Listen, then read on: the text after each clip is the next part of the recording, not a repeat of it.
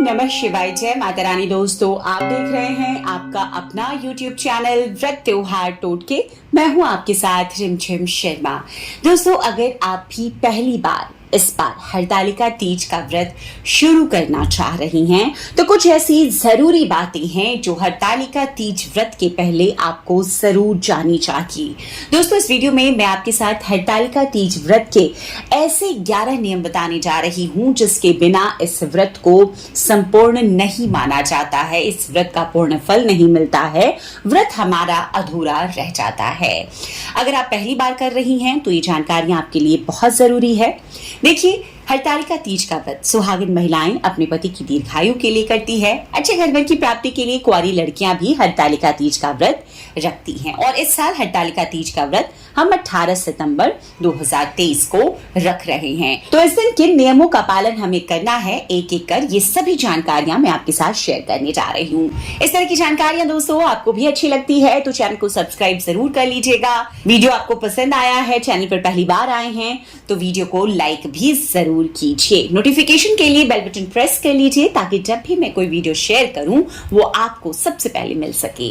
तो एक एक कर मैं वो अब जानकारियां आपके साथ शेयर करती हूं। देखिए, अखंड सौभाग्य के लिए इस बार 18 सितंबर को महिलाएं हरतालिका तीज का व्रत रखेंगी। और जैसा कि हम जानते हैं कि यह व्रत करवा चौथ से भी ज्यादा कठिन है, क्योंकि देखिए करवा चौथ में तो शाम को हम चंद्रमा को अर्घ्य देने के बाद, पति पूजन के बाद व्रत खोल लेते हैं, लेकिन हरतालिका तीज व्रत में ऐसा नहीं होता है। ये पूरे 24 घंटे का निर्जल निराहार व्रत है। और बताया गया है जो शास्त्रों में कि माता पार्वती ने स्वयं भगवान शिव को पति के रूप में प्राप्त करने के लिए जंगल में रहकर सालों कठिन तपस्या की थी। और तब हरतालिका तीज व्रत के दिन ही भोलेनाथ ने प्रसन्न होकर देवी को पत्नी स्वीकार किया था।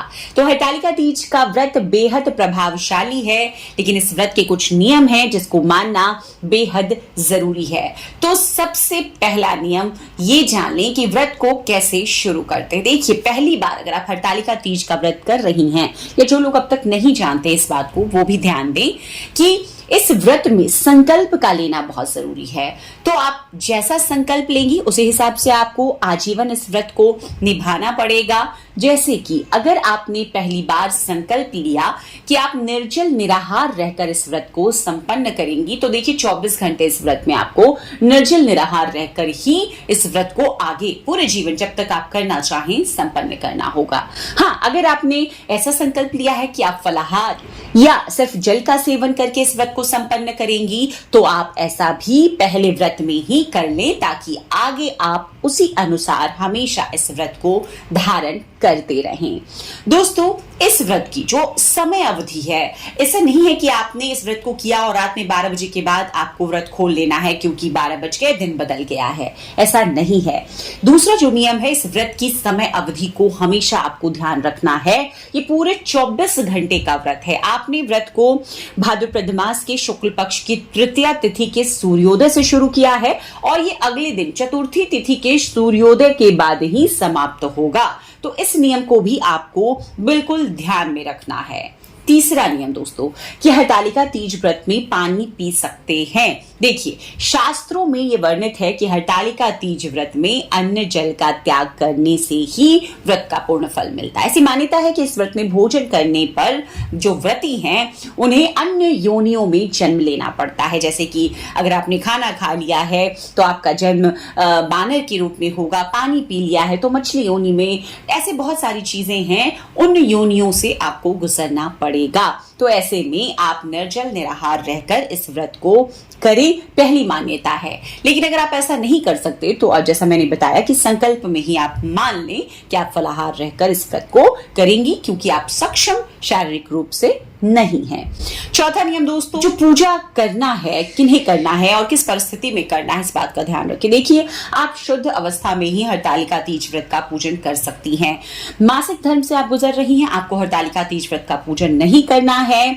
आपके घर में सूतक पातक है तो आप पूजन नहीं कर सकते। लेकिन क्योंकि ये व्रत अखंडता का है, इस व्रत को खंडित नहीं किया जाता है, तो आपको फास्ट में, उपवास में रहना है। जो पूजन विधि के नियम है, उन नियमों को आपको सिर्फ सिर्फ नहीं मानना है, लेकिन उपवास के सभी नियमों को मानते हुए ही आपको फास्ट में रहना है। पांचवी वो जानकारी, जो पांचवा नियम है कि इस व्रत को कभी भी आपको बीच में नहीं छोड़ना है। हरतालिका तीज का व्रत आपने एक बार शुरू कर दिया है तो आप इसे बीच में नहीं छोड़ सकते, आपको इसका पालन जीवन प्रयत्न।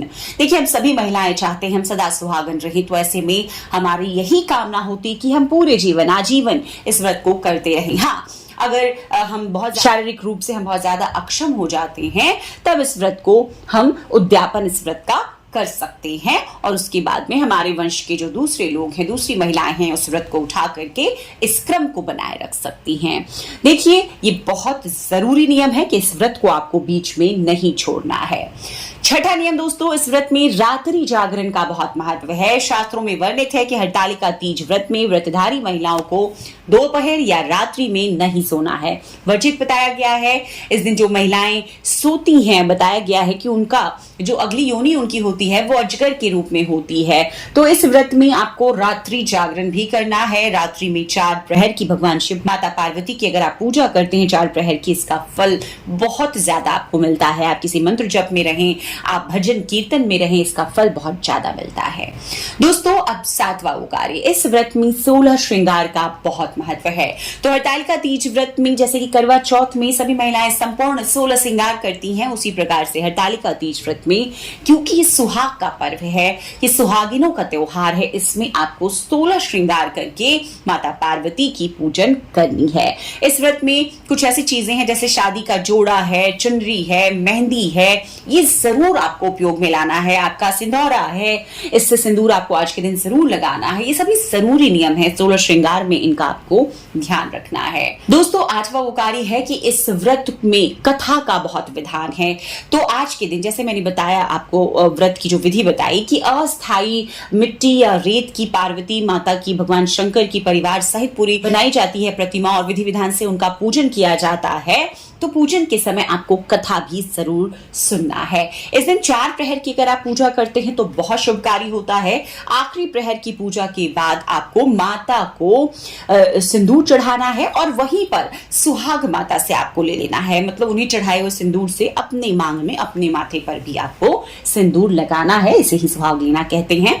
और उसके बाद में दोस्तों, इस समय सुहाग की सामग्री भी माता को आपको जरूर अर्पित करनी है। ये बहुत जरूरी नियम है कि आपको कथा का श्रवण करना है। इसके बाद जो अगला नियम है कि दान, सुहाग की सामग्री का इस दिन का दान बहुत महत्व रखता है। तो सुहाग की सामग्री आप अपने लिए तो लाए ही, दान के लिए जरूर लाएं, किसी ब्राह्मणी के लिए लाएं, अपनी सास के लिए, अपने परिवार के अन्य सदस्यों के लिए भी सुहाग की वस्तुएं इस दिन लेकर आएं और उन्हें दान स्वरूप दें। बहुत इसका पुण्य फल बताया गया है। दोस्तों, अगला जो नियम है वो है व्रत का पारण। तो व्रत के पारण के पहले जो आपको 10वां नियम मैं बता दूं, 11वां नियम व्रत का पारण, 10वें नियम में आपको क्या करना है कि आपको विसर्जन करना है सूर्योदय के पहले। जो आपने अस्थायी मूर्तियां बनाई है उनका विसर्जन आपको सूर्योदय के पहले करना है। विधि मैंने आपको बता दी है पहले वीडियो में। अब दोस्तों, अगर आपके पास अस्थायी मूर्तियां मतलब मिट्टी रेत की मूर्तियां आपने नहीं बनाई है तो आपको इस समय चौकी हिला करके जो यथास्थान, जो भगवान को अपने पाटे पर स्थापित करके पूजन किया है, उनको उनके स्थान पर, जहां पर मंदिर में आप रोजाना रखते हैं, उनका पूजन करते हैं, उसी स्थान पर जो प्रतिमा है या फोटो है आपके पास, उनको वापस रख दें। इसे भी विसर्जन प्रक्रिया का ही हिस्सा माना जाता है। ये विसर्जन आपका होगा।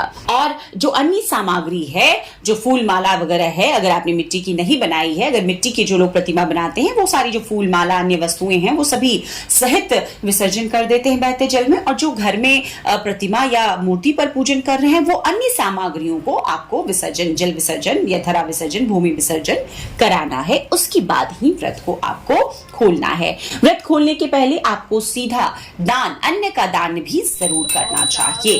व्रत खोलना है आपको सूर्योदय के बाद के शुभ मुहूर्त में। व्रत खोलने के लिए आपको जो उपयोग करना है वस्तु का, वो है पूजन का भोग। जो भोग स्वरूप आपने अर्पित किया है उसको ही लेना है, चाहे वो अन्न का भोग हो, फल का भोग हो। और काले चने बहुत जरूरी है। कई लोगों के घर में मटर के दाने लगते हैं भोग में, आपके यहाँ जो भी लगता है उसको आपको खा करके ही इस व्रत को खोलना है। उसके बाद जो भी भोजन आप करना चाहें कर सकते हैं। तो ये ऐसे जरूरी नियम है दोस्तों जो कि हरतालिका तीज व्रत में आपको जरूर मानना चाहिए। तो इन नियमों को पालन करते हुए आप भी अगर इस बार हरतालिका तीज व्रत कर रहे हैं तो जरूर संपन्न करें। उम्मीद करती हूँ ये सभी नियम आपके लिए बहुत उपयोगी होंगे। आपकी अगर जानकारी में नहीं थी अब तक तो इनका ध्यान दें, आगे अपने रिश्तेदारों परिचितों तक भी जरूर शेयर करें, वो भी इसका लाभ उठा सके। चैनल पर पहली बार आए हैं, इस तरह की जानकारियां आपको भी अच्छी लगती है तो चैनल को सब्सक्राइब जरूर कर लीजिए। वीडियो देखने के लिए बहुत बहुत शुक्रिया। जय माता रानी, हर हर महादेव।